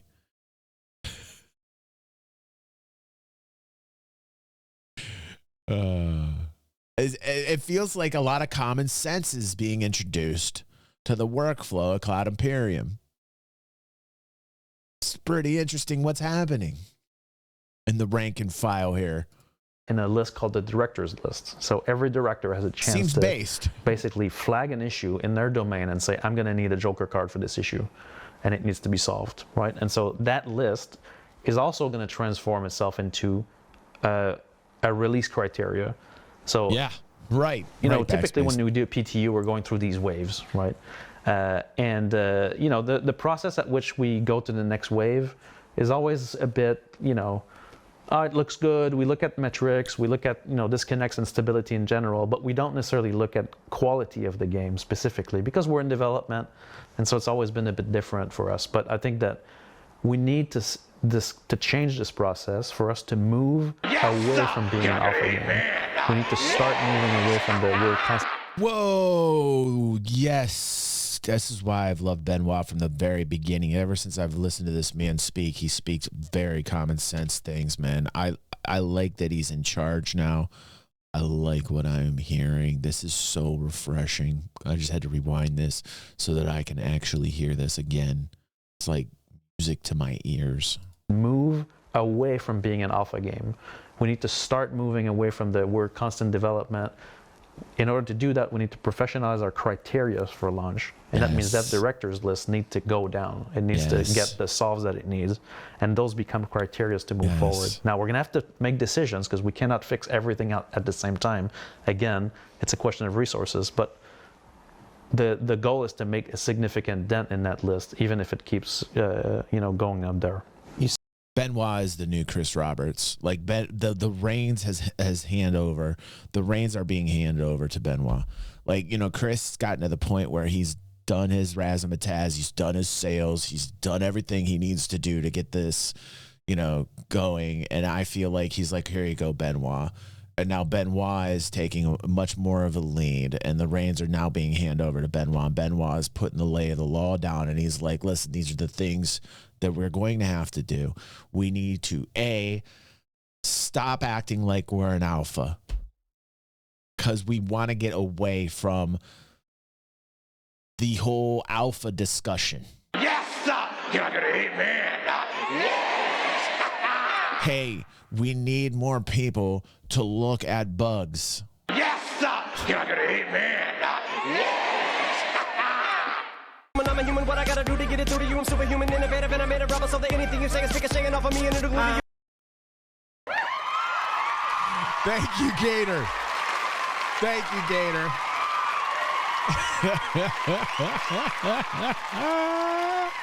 Thank you, Gator. You said take Exactly what I was saying. Increase the number of engineers and programmers. You're not talking about going out and hiring Right, 100 new people. No. You're talking about the people who were working on base building, the people who were working on crafting, the people who were working on resource networks, stuff like that. It's about taking those seniors, those people with the experience, the one that Uno Mas said, the experts. It's about taking those experts and pulling them off the new feature development, and putting them on the less sexy, stuff like, hey, fix an elevator. That's an example. It's right? okay. All right. So I want to talk about the 3 areas that were covered in the letter to the channel. We'll start with stability. Yeah. So I know this is going to sound like a simplistic question, and there are probably lots of Star Citizen. I can see them in the chat right now. JJ Land 614 says no one cares about bug fixing. Is everybody right? Is JJ Land 614 right? Everybody? What? What? Who is in that chat saying that? It's the most ridiculous person I've ever heard. That has to be an Asmongold chatter. That, like, when we watch Asmongold highlights on the morning stream, Asmongold's chatters, man, Jesus. I hope that never happens on DG360, man. Sorry, there was no reason for me to do that. Sure. So lots of people who have followed these shows and they know parts of this. I've seen the people in chat. I already know this because I watch everything. This is a show for everybody. Right. What? Everybody except that guy. Jared's like, I almost feel bad for singling that guy out.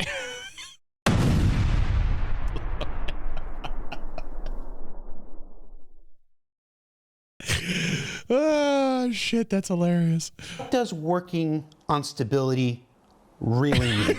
What is we've had a lot of platitudes here, and platitudes are necessary. They're helpful to explain things, but translate this into real world shit for me. Right. I use my one swear. What does working on stability actually translate into as far as action goes? Well, it translates into aggressively monitoring. What we call internally stability covers like some of the very simple metrics, like do servers crash, right? Or do hybrids crash? Do clients crash? And together, do these cause client disconnects, right? And so all these metrics go into what we call basically stability, but it goes further than that. Those are just basically the indicators, like the big level indicators. What stability is like things like bare bone things, like are you able to successfully connect to the game? Can you log in? Correct. Can you do successful interactions? Can you stay logged in? These are the things. But by the way, they've gotten a lot better at that, but still, this is exactly what we're talking about here on the channel. When I say stability, these are the things that we have been talking about for over 2.5, 3 years. I've been on this forever. So this is what I've been waiting for. This is what I've been waiting for. Like, can you go to your ship and press F to join your cockpit and then not it take 35 seconds? Right. Is it consistent and reliable? Meaning, like, is it like this all the time? Or is it there only sometimes, right? So right. Stability is about consistent and reliable experience interactions. It's also, when we work on stability, we're talking about improving the observability. So teams that, when you guys are playing the game, you have a very immersive experience, and issues that affect you during your gameplay are part of your bubble, right?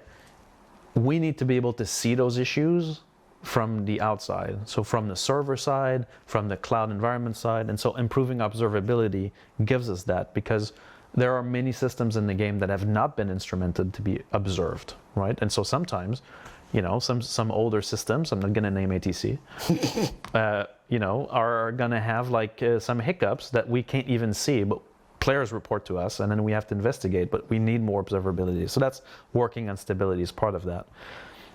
Changing systems that typically are problematics into self-healing systems so that they can just repair themselves. So when they get into a case that we know, we just modify the system to make sure it tends towards a state That's the example he gave earlier about half an hour or so ago, where he was talking about the system's going to decide if an item that's left in perpetuity, or if, you know, like a piece of trash will exist forever because of the persistence model or game design that they have. And then the system will decide, hey, is this trash or isn't this trash?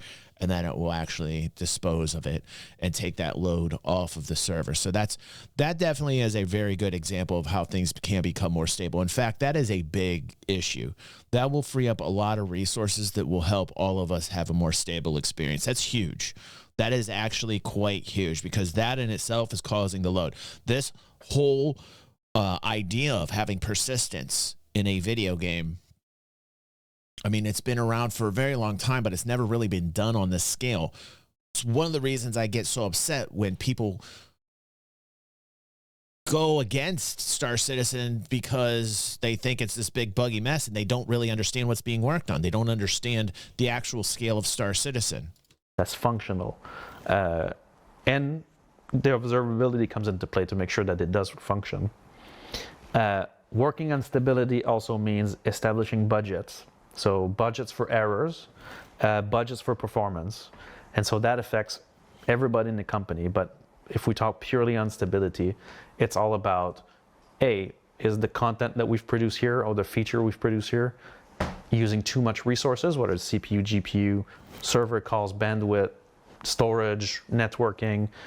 So reinforcing those budgets, going about finding the offenders, right, that go above these budgets and chasing them down, solving them. So that's stability work. Reducing error rates, obviously, that's part of it. That's the resulting. And the challenge with working stability is that, especially in light of server crashes, is that it's a fog of war. So you can launch a game and you're like a version of the game, and there's one crash that's going around. We can identify dedupe crashes, right? So we know what they are. So we're looking into one, and then we're like, oh, if we fix this one, it's going to be very stable, right? But then when you fix that one, that allows the program to continue. And then more bugs show up, more crashes show up. So it's a fog of war. It needs a constant care and attention. One thing we've done this year to help that is that we have a much more robust hotfix process that, frankly, we use a bit too much, but it does give us the ability to get some fixes out when we see big problems right away. But it's to contribute to that fog of war. So that's what working on stability for me is. It's all of these issues together. Do the same thing for performance. Sure. Performance is, it's a larger one. And so performance touches on both the client, the hybrid, and the server. The hybrid is the replicant that takes care of the networking. And so performance is about, obviously, frame rate to begin with on the client and on the server. We talked earlier about server optimizations. It's about loading times. So making sure that the load times are acceptable in all kinds of areas. Like, I'm not just talking about the loading screen. I'm talking about loading in assets, streaming in an area, fully initializing a full location, right? That's the load times I'm talking about. Memory utilization. So making sure that we use efficient memory, that we don't go above our memory budgets. Same thing here. The keyword is budgeting. So we need to have way stricter budget. We need to work on that area. And then finally, resource utilization of your machine in general, but also network connections. So latency and bandwidth, connectivity, and stability of the connection in general that need to be improved. So that's what working on performance is. So stability is one area, performance is another one. All right, so who works on these things? Because this isn't, so we're talking about this major change here. We're taking people off of features and putting them on. I'm listening, by the way, everybody. I was just muting myself because I'm talking to my son upstairs. He woke up, his back's been hurting lately, so I'm just talking to him right now because he just got up. So just letting you know. New features and putting them on existing features, existing work. This isn't something that vehicle artists do. They get to keep doing their thing for the most part. This isn't something that somebody who makes a distribution center for the environment team does. This isn't something that somebody who makes a really unfortunate heart-shaped bed for the subscriber program does. It was performant.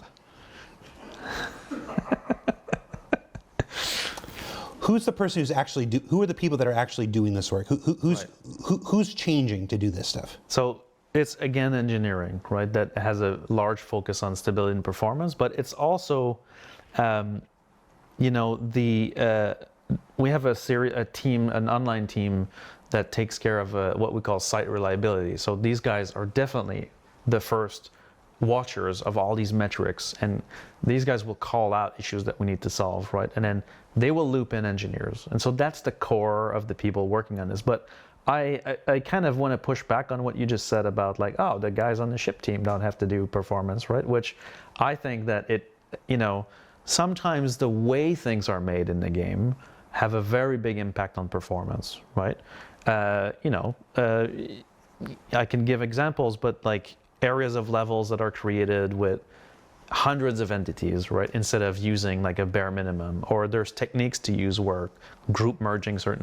Yeah, even think about certain types of ships that are going to be introduced that aren't playable yet, like the Nautilus, that are going to introduce so many object containers from all the mines that are going to be laid by the Nautilus. So he's absolutely right about this. Objects need to help reduce the actual effective size of things. So the teams on content are also kind of on the hook for performance, less so on stability, but they're on the hook for performance. And so they're not totally free, but they are less in the line of fire, because typically an engineer is needed to identify a problem first, and then it might reach a content team depending on what the issue is. Okay. What's the difference between an engineer and a programmer? It's basically the same thing almost. Why do we use both terms? I don't know. I think it's when you use Absolutely, programmer when right. you talk about a coder, and you talk about an engineer when he's got an architectural approach to it, I guess. But they're very similar in my mind. Yeah, that's full of shit. Yeah, a little bit, but You're not going to count that one. where's the jar? $25,000 a year, says Coop. You need a drink. You're talking quite a lot. Yeah. All right, so let's put things into motion now. Yeah. It's 2025. We've got our mandate. We've got our directive set for us by Chris Roberts. We touched a little bit about prioritization and delegating responsibility. So I want to talk about this. It's no secret that anybody who's watched my stuff for years knows that I like to have the conversation that no other game company would ever dream of having. And there's nobody from another game company that would sit here for 2 hours and answer these kinds of questions. So thank you. He's right. I want to talk about delegating responsibility. Let me think about how I want to put this.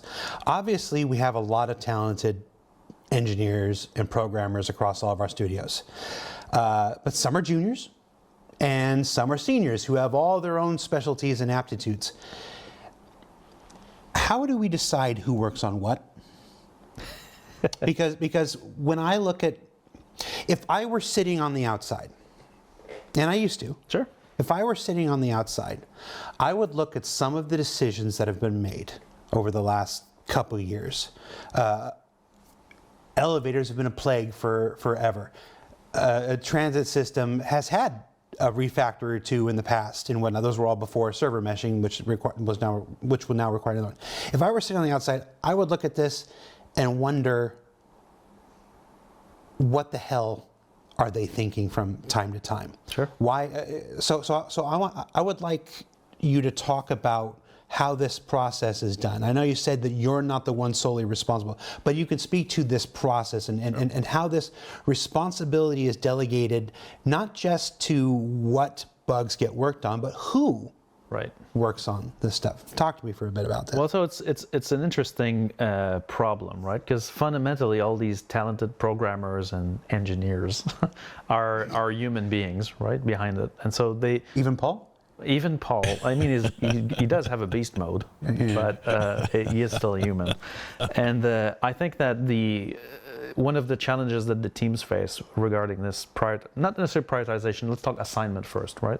Okay. Is there's a certain level of ownership, right? If I wrote a system, then I own it, right, in a way. And then And notice how Jared is defaulting towards Benoit in terms of like delegating power. Like, isn't that interesting? Like, I really do think that the reins have been handed over to Benoit, because right now the focus the community has are the problems, the instability. Like, hey, man, like, give us better experiences. So it's only right. This is the man that delegates how problems are solved. I like this. I really love this episode right now. I'm really digging this. Further iterations or bug fixes on this thing, I will be the best qualified to do it because I know the code. Anybody else that needs to go in this code is going to have a little ramp up, right? And sometimes we can't pay that Pressure's ramp up, on, especially at the Pressure's pace at on. which, I keep saying that in our project it's different. Typically, we don't release a game before it's in a better state than Most games don't run a live Correct. game environment in the middle of their development. Exactly, and that, I call it the cost of shipping, is what hurts us the most, because now any priority issue for the live patch needs to become absolute, right? But so back to assignment, right? So one programmer writes a system, he owns it, right? So we're going to try to go back to this person when there's bug fixes or items to go to. They're gonna have the least on-ramp time. Yeah, exactly. But now sometimes it can happen that that's a junior developer. It can happen that it's a senior developer. It really depends, right? Some systems also end up with no owner. When there's churn and people leave and there's replacements or people move on. There's a lot of internal movement at CIG where people want to change their specialty, and so you want to keep that distribution fair for the people in there. Like, you don't want to assign someone on pure bug fixes for 5 years because they're not going to stay with the company, right? You need to balance this out in terms of how you assign the work. Now, again, I'm not talking prioritization, but assignment, right? Typically, we're going to try to pair juniors with seniors to encourage growth so that these juniors can become seniors, and then we can depend even more on them, right? And so that's another constraint, that sometimes you need to spend time from a senior on a specific issue to help a junior on another issue. Sometimes you'll have They need that for continuity, because if they fail to do this, which I'm sure they've done, I'm sure they failed a few times at this, then continuity is lost. That's a big deal, and I think you've had a lot of that. I think you've had a lot of that slippage happen over the years, where the seniors and the seniors don't get to really teach as much to the juniors you'd want them to where the junior feels like he could become the senior because the senior's now gone and has not taught him properly. That could be an issue. two people in an issue, not because they can make the baby twice as fast, but because that's how you train that junior to become senior. And that's one less person that could be working on something else. That's right. Because this is part of their training and this is their growth. Okay. Correct. There's also, so we talked junior, seniors, right? We make it simple, but there's also leadership, right? So lead developers, like, I don't know, most people know this, but the lead developer is not necessarily the best developer of the team. Wow. Name names. No. But the lead's responsibility is management, right? It's making sure that the issues move and that our plan of action is sound, that it's vetted, that it's, code reviews, make sure the quality is there, but also just orchestrating the team, right? So typically a lead should spend roughly 40% of his time doing management on the team, right? So leadership is also a key element in that. Even if you pair people and you have a million things going together, what is the drumbeat is the leadership, right? And so you need to have all those combinations to be able to have a healthy engineer team. This has been happening over the span of time that Benoit's been introduced as the lead tech guy. This has been happening for about a year and a half, this streamlined process in which the problems are being delegated and the staff is being situated in such a way that it can handle problems easier. I told you guys last year that I had noticed quite the difference. That was a big deal for me in right after Corona hit. I think it was 21, where I felt like the entire team, all of the staff of Cloud Imperium, it just felt like everything was discombobulated and the workflow was just all over the place and the teams weren't communicating with one another. And of course, I mean, that was a big event. A lot of people worked from home. The communication was all over the board. It was a big deal. It was the same time they were talking about the flight experience, and then they got the flight experience team, and the communication was all over the board. And if you thought progress was bad now, boy, from the end of 20 to about I'd say mid part of 2022 was just like, it was sloppy. When Benoit was introduced, to basically start off with server meshing tech, dynamic server meshing, and then build himself into this role, the way he presents himself, the way he talks about these problems, even now during this, like there's a lot of leadership here, and I really respect how he's dealing with the issues at hand here. Like this really seems to me like a much stronger approach on the issues that have been plaguing us all for a very long time. So this is very refreshing. This entire episode's very refreshing for me. And so you want to avoid overburdening as well. So sometimes you have some developers that come into the company and they're really good, right? But they're juniors, right? So they're learning fast. They have a lot of energy. They're going for it. And so path of least resistance, we're going to go like, oh, well, look, can you look at this? Can you look at this? Can you look at this? And at some point, that person's overburdened. And we have to release our patches so time constraints come in. And so code quality goes down, right? And that's an issue we have to battle every single day. Now, we had to release our patches with those features in the old system. And, you know, you're referring back to how we did it before. Yeah. In this new system, in this new way, it's a patch every month, but it's what is ready to go into those patches. We've said some version of this before. Sure. And let's just be super honest. We haven't been super good at sticking to the philosophy. You know, it was after 3, it was after 3.0. It was after a really long wait for 3.0, right, where, you know, some of us had to grow a really stupid beard.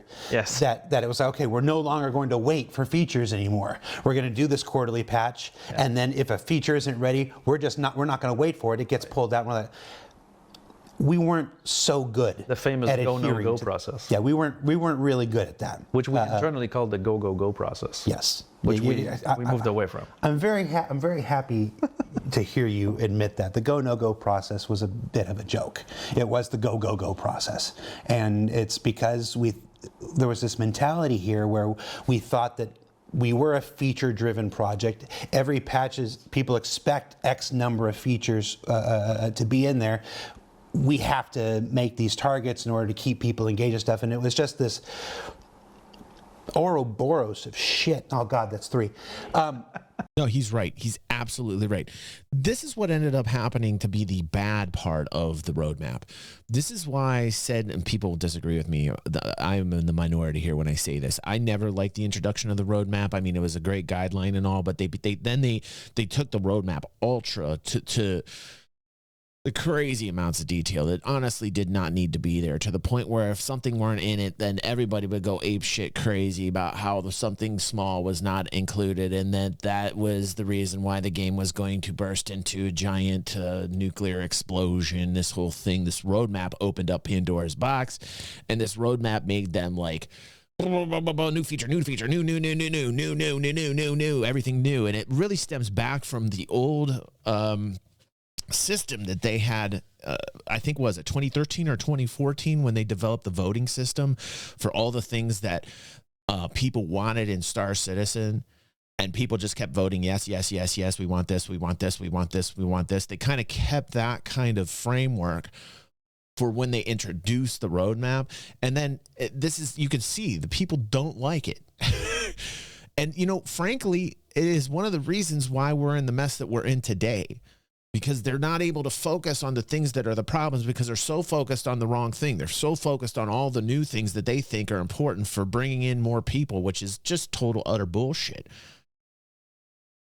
They need to focus on the quality of life. They need to focus on the actual game and that it's stable. So this is, again, super, super, super refreshing to me. This is just refreshing. where we're constantly chasing our tail and not getting where we needed to go. Now, that's not to throw the past aside. No. We're super proud of what we've accomplished here, but there's a point where we're doing the same thing year after year. The same way. The same way. And we always made changes It's the here and there, definition of and insanity. expecting a different result is the definition of insanity. Yeah. So this year, and this whole thing that we're talking. Hold on a second. Like, wow, I am. Yes, sir. You're not gonna hate me. Yes. I still think I'm dreaming here. I still think I'm dreaming. I mean, okay, yes, they might not deliver, right? Let's be real. They might not deliver a stable experience in 2025, and they will pay for that if they don't. But I think the fact that they're coming to this conclusion, they're listening to you, but they also understand, like, hey, we might be able to do this. So we're going to go out on a limb here, and we're going to say, yes, we're going to focus on the thing that is most important, the stability. I have been saying this for years. Yes, sir. You're not gonna hate me. Yes. It makes me feel confident that they're able to do this because we wouldn't be seeing this. There wouldn't be an episode like this if they didn't feel like they had a probability of making this a success. If they thought that they weren't going to be able to deliver, you would not be seeing this episode, right? This is all very encouraging. Every part of this is very encouraging. Benoit taking a lead like this and he seems to know how to delegate responsibilities. At least he shows to me from what I'm hearing here on this episode, this interview. It seems like he understands the actual problems in terms of the actual manpower that they have and how to delegate so that they can effectively give us the solutions that we need. This is good. This is all very good. Talking about today, and we'll talk more about it on ISC next week, is it's time to try something different. Now, this is incredibly scary for us. I'm gonna go on the record and say, of course, we have been a feature-driven project since the PU was first introduced in 2015. Switching gears. We doubled down on that after 3.0 at the end of 2017. To stop that and to turn all of our focus internally, to turn it all inward, and to say to this incredibly talented a programmer, you don't get to work on the super sexy hot new feature, you have to work on elevators now. That is going to create problems for us, keeping people engaged, keeping people... No, it will not. It will not. They've been so stuck on the sugar rush. They've been so stuck in this Chris Roberts flash and dazzle mode. No offense. I love Chris. I love him. Chris is a great sales guy. He's a great dreamer. He brought all these people together, but they're so stuck in this razzmatazz, like, hey, here's the new, here's the new, here's the new. They're so stuck in this feature-driven, like, here's the new stuff. They think that's how they got to keep going. So for them to do this is a huge change in that philosophy, but it is necessary. It's absolutely necessary that they actually switch gears here and they focus on quality of life and stability issues to keep asses in seats and create great experiences and bring more people into the project. And like I said about an hour ago when Aether and I were talking about how to keep those asses in seats, you do have to switch gears. You do have to bring back a focus towards quality, towards a good experience. And yes, you might see a drop in the numbers from the beginning, right? Because less is being put on the new shit to buy, the new ships, which, by the way, I think ship sales is kind of separate from this discussion right now. I think we still need to have the ship sales talk and how to streamline the process and bring more people into the ship sales team and the ship dev team, and to actually make a process where all the old ships that we've bought that should be out and playable now are. We still need to have that talk. I'm still very unhappy about how they go about their ship sales and how long it takes to create some of these ships. This is a whole different discussion from this particular episode we're watching right now. I don't think that's the target right now. I think what the target is just our player experiences when we log into the game. Like, I don't see anything bad by giving us more stability at all in terms of sales, because more people will play. More concurrent hours, more concurrent players equals more sales. People will start buying ships more because they're able to enjoy the game more. So all the ships that are playable will be bought more. In theory, that's how it should work. We will see. People interested in stuff like this. That's when patches come out, and when we get to April or May or whatever, and people are like, where's my new feature? We haven't had a new feature in so many months. That's going to create problems for us on the marketing side and stuff like this. This endeavor is going to create struggles for us in how we position the game, and how we market the game, and how we attract players to come in and play.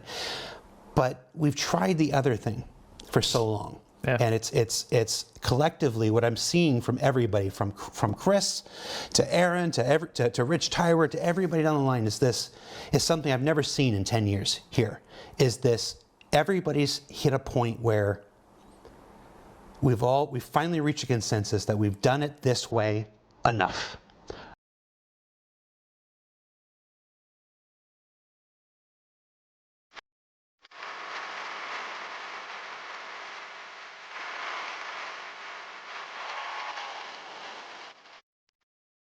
Let's make the fucking game work. They are done. You know what that also says to me? Between the lines, read between the lines. That also means we're rich enough. That also means we've got the money. Like you got to understand where we've come from, right? People don't really think about the business model. They don't get it. A lot of people don't understand how far they've come in terms of being professional, in terms of bringing in the revenues they have, nearly $1 billion from fans. Imagine $1 billion for the everything game. That boggles my mind, man. That's still to this day is crazy. But people don't get the road that we've come down. They have always been kind of like teetering on this rope, this balancing act, like to stay, profitable, so the game's actually like enriching their lives, helping their own livelihoods out, bolstering their lives. And now what that says to me is they're rich enough. They've made the money.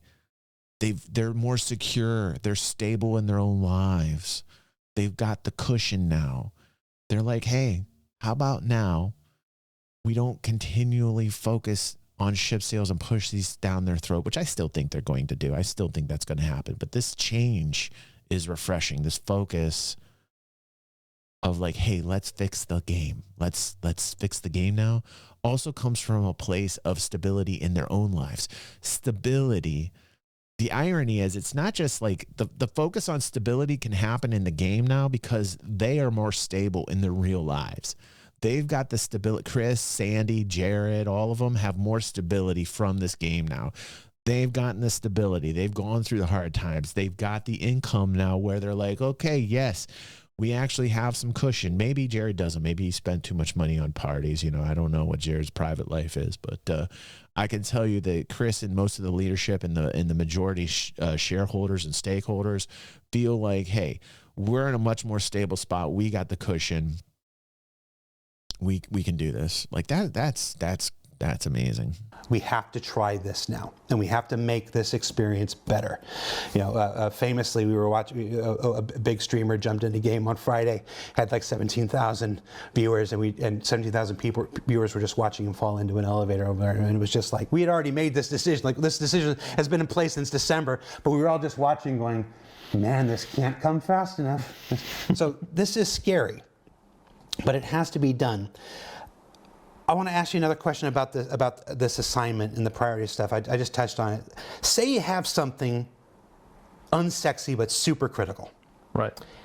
And the fix is a long and tedious process. You're rewriting the transit system, and it's going to tie someone up for the next 2 or 3 months while they work. Maybe it's longer. Is this something you put on a senior because it's super critical, and then you end up tying that person up for an entire quarter of the year?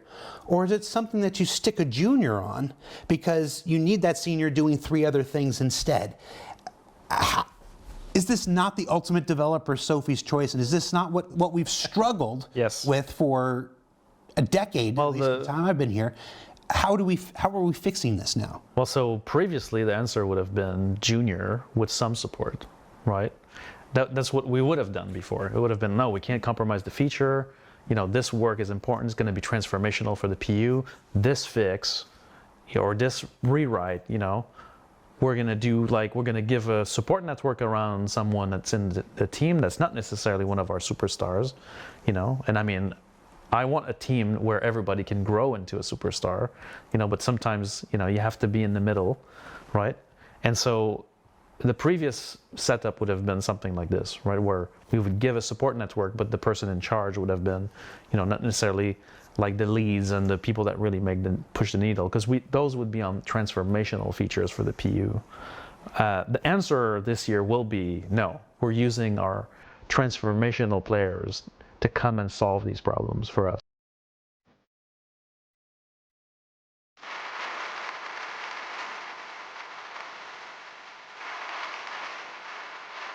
This is the most based I've ever seen Cloud Imperium through Benoit. This is the most common sense I've ever heard in an episode, ever. Because they end up making more problems when they use the junior. When they use the junior, it ends up being 3 times the amount of work and money. Period. I mean, like, Benoit's like, why the fuck are we wasting time with juniors working on some things we know are essential? We need the seniors to do this work. Because they have to be solved, right? Like, we keep talking about transit. It's not, you know, transit has touched 1 million people at CIG, and we've tried to, you know, keep it running for a while. But now it's time to put, you know, a real effort behind it, right? Which is. I still feel like I'm asleep. I still feel like I'm dreaming. And this is. How bad?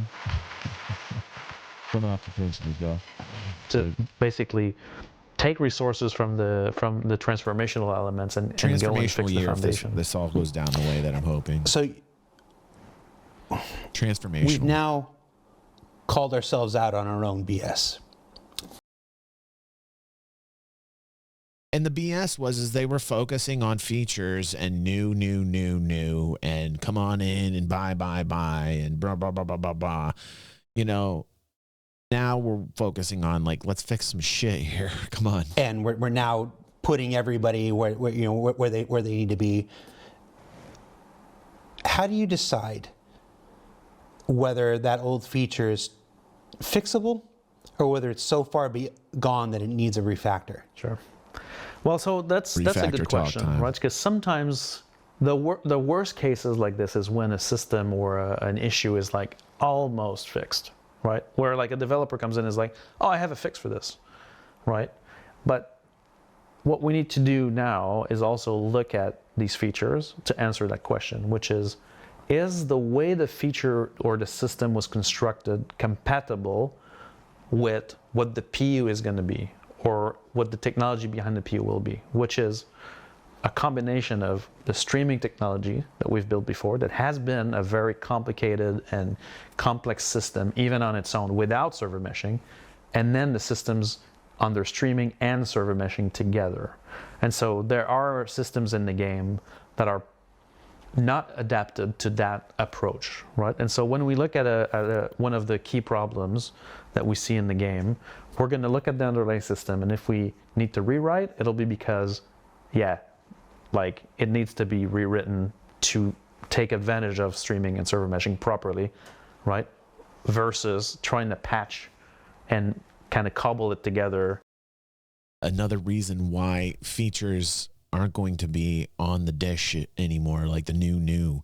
They want to make sure that streaming server tech comes first, and that all the new game design philosophy are in accordance with the server tech. Like anything that comes to the fold has to be compatible or adaptable, playable with the server tech. If it's not, in fact, you might see a lot of gutting going on. You could actually see like a lot of mechanics in the game currently might be pulled because of this. And that's not a bad thing. If the philosophy is like the server tech comes first. Everything else is secondary. Then they will have a working, functioning PU. Crazy, man. Wow, man. Wow, dude. That's cool. Right, to make it work. So that's how we make the decision, is really we're going to have to look. He's fucking putting the law down, dude. Benoit's putting the law down. Deep in all these things to decide which ones need. We've already done some of it. Like we're calling out some stuff already. Yeah, it was Good. I saw a meeting earlier today where you're literally presenting every single engineer in the company, and say, okay, is Benoit starting DOS, the Department of SIG Efficiency? Is Benoit the head of DOS? Hey, it's like, and it was a collective effort. It was okay. So it's, where do we put this person? Where do we put this person? I've never seen in the time that I've been here such a granular kind of overarching. Okay, no, we need to reevaluate everything. All prior assumptions are done. Let's look at the entire field of players we have and decide who's supposed to go where best. Stop everything, fresh start. That leads me to my next question here. So we're a company of near or over 1,000 people. I can't keep track across the studios in the world. But there's still a limited number of these engineers and programmers in the company. Delegating them between these tasks is hard enough. Yeah. But you've also got this thing called Squadron 42. That's right. Over here. And in October, we flashed up a big 2026 on that. Yeah. I was there when I saw the 2016 way back when, and Chad Zamzow spoke for all of us with like, what? Anyway. So we stayed away from pointing at a year for so long, because we grossly underestimated in last time. But now we've done this. So you've got this goalpost. I was going to say hangman's noose, but goalpost is much more positive sitting here. Yeah. That's got to get done too. Yeah. So what is this split like? Is this just an even 50-50 split? This many of them are on Star Citizen, this many of them are on Squadron 42. Is it 60-40? Is it hard? Is it flexible? Are there Joker cards that bounce between the projects? Does Chris have a veto every 3 months where he gets to rearrange the people? How does this split? Jared essentially saying, here's translation, what Jared just said is Chris gonna come in every 3 months and fuck shit up that you're doing, Benoit? Please, Benoit, it sounds like you know what you're doing and you're taking the reins here. Will Chris come in and fuck shit up? Like, that is exactly what Jared is saying. I swear to God, man, this is the let me be the translator here.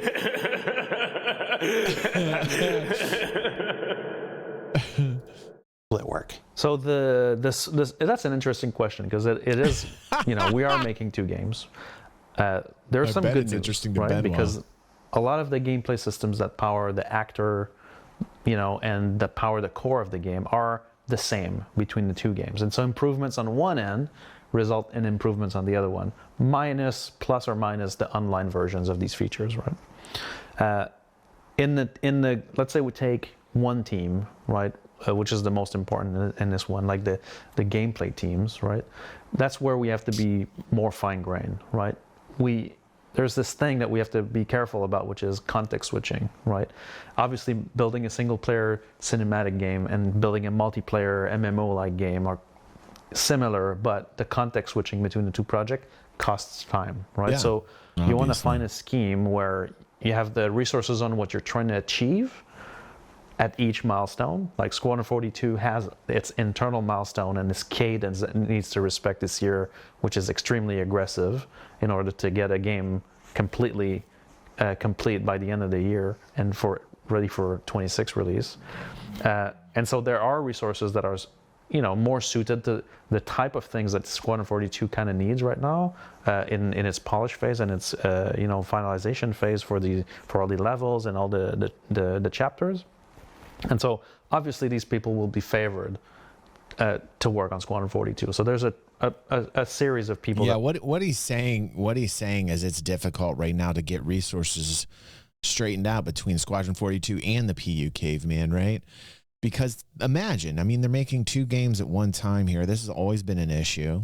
You know, the manpower, how they're going to delegate people working on Squadron 482 and the PU. It would be a cluster. It's always been a cluster. This going back and forth between Squadron 42 and the PU has to be infuriating for people who are in the lead, like Benoit and others who are leaders, because they could be working on aspects of Squadron 42, but they're needed for the PU or vice versa, right? This has always been an issue. This has been the reason for many coded errors along the way. A lot of bugs probably wouldn't exist if they weren't working on 2 things at one time, frankly. That are on there. I don't have an exact percentage, but it's not 50-50 because there are also things that are built on the PU that are beneficial on that side. And so the thing that if Jens was here with me, he would say the thing we need is flex, right? And so flex is when we need reinforcements, we can get them, right? And so we have a model now where there are a series of engineers that will work, dedicated to Squadron, but we can flex on both sides depending, right, on the milestones. And the 2 projects have now a cadence that's adjacent, and so we kind of know at every milestone what Star Citizen needs and what Squadron needs, and so we can that's good. Flex accordingly. And these features are kind of a lot of those features are similar in both ends, and some of the bug fixes that we need on SC are also needed, right, on both sides, especially actor-related bugs. And so it's a tricky balance, right? We're going to finish off this chapter here, and then I got to help my son out, and then we'll continue this. You guys want me to keep watching this? I mean, this is a great episode. I don't mind watching this again tomorrow, maybe after the morning stream. Yeah. Okay. Because this has reached a while. I have to help my son out. His back's hurting pretty bad right now, and then I got a Dungeons and Dragons stream. So, yeah. Okay.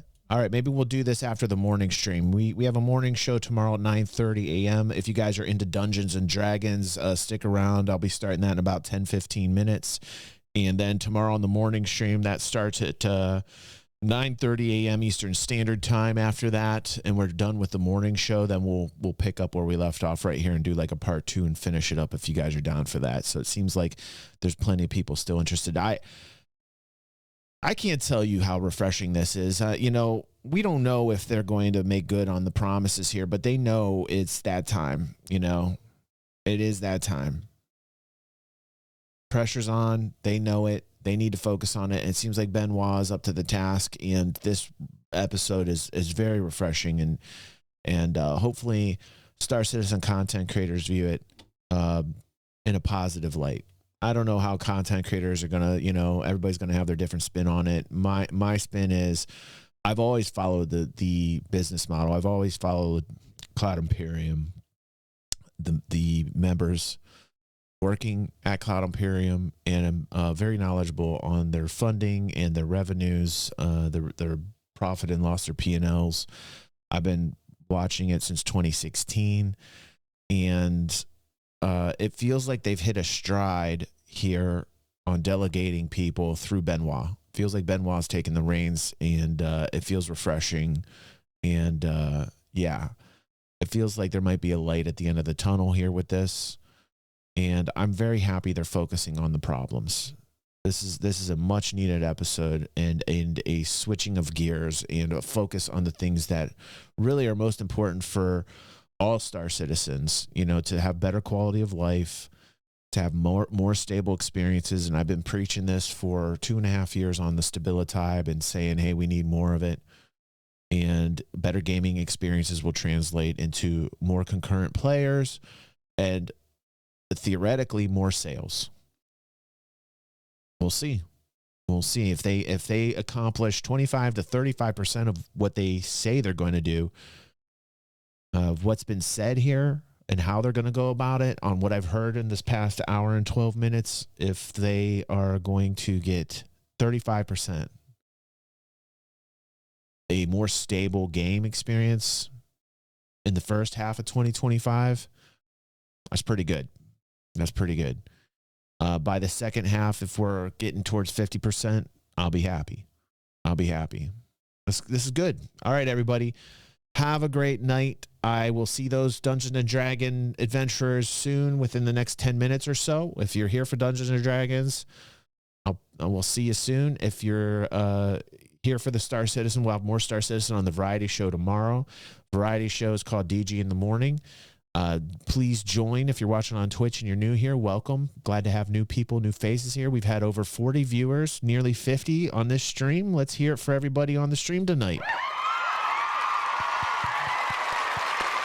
Not bad numbers tonight. Not bad numbers. Big shout out to Z Kudu, who sent over a raid with quite a few viewers. And if you're here from ZK's stream, thank you so much. Appreciate you. And thanks to all the people that helped us out financially tonight. And don't forget, we are having a giveaway. I don't know, but Schnazi's been flashing this up the whole time here. If you guys want to get involved and support the channel and be automatically entered in all of our giveaways, become a YouTube member or a patron. Thank you for your time tonight. I had a blast with everyone, and see you on the next stream. Peace out, everybody. And we'll continue. We'll continue this probably. If you're interested in just this, we'll probably hit this around like 1 to 2 p.m. tomorrow Eastern Standard Time after the morning show. So this is good. This is good stuff. And if you're on YouTube, like and share. All right, everybody. Peace out.